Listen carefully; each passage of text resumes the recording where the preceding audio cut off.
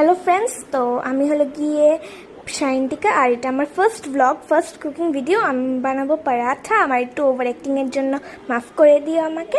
আর আমি 7টা আলু বয়েল করতে রেখে দিয়েছি অলরেডি। এই যে আমার মাখার ডো হয়ে গেছে, 7টা আলু বয়েল করতে এই যে রেখে দিলাম। তারপর এটাকে লম্বা করে এই যে আমি এখানে কয়টা পিস কাটলাম দেখে নাও।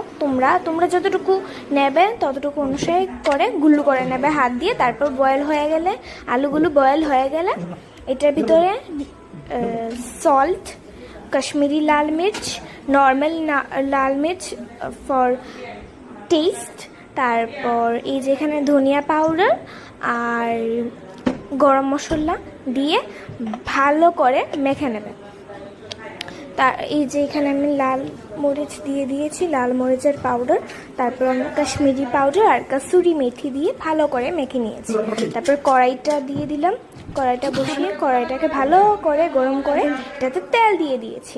তেলটা যখন গরম হয়েছে এটার ভিতরে কুচি করে একটুখানি অনিয়ন দিয়ে দিলাম, মানে পেঁয়াজ দিয়ে ভালো করে এটাকে ভেজে গোল্ডেন ব্রাউন যতক্ষণ না হয়েছে ভেজে, তারপর তেলটার ভিতরে একটু করে হলুদ দিয়ে দিলাম, তাহলে রঙটা ভালো আসবে আর টেস্টটাও ভালো হবে।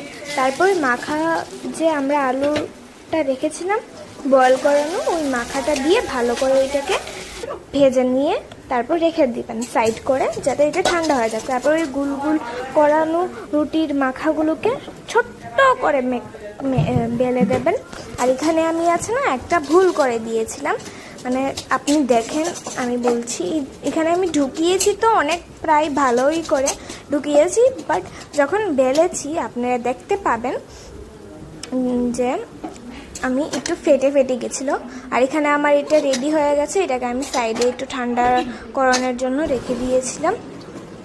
তারপরে ওইগুলোর ভিতরে এটা ভালো করে আপনার যতটুকু কোয়ান্টিটি লাগে ওইটার ভিতরে ঢুকিয়ে দেবেন। এই যে ঢুকালাম, আমি প্রায় ভালো করেই অল্প করেই ঢুকিয়েছি, বাট আমার এখানে প্রবলেম কি হয়েছে, আমি আটাটা একটু কম দিয়ে বেলেছিলাম, তার জন্য আমার এই যে দেখতেই পাচ্ছেন মশলাগুলো সব ভেরি হয়ে গেছে।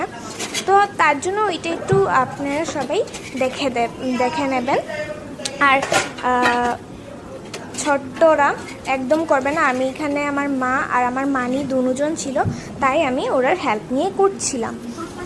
গ্যাসের সব কাম ওরাই করছিল, বাকি সব আমিই করছিলাম।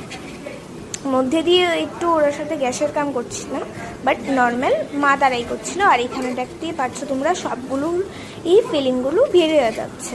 হ্যাঁ, তো তাই আটাটা ভালো করে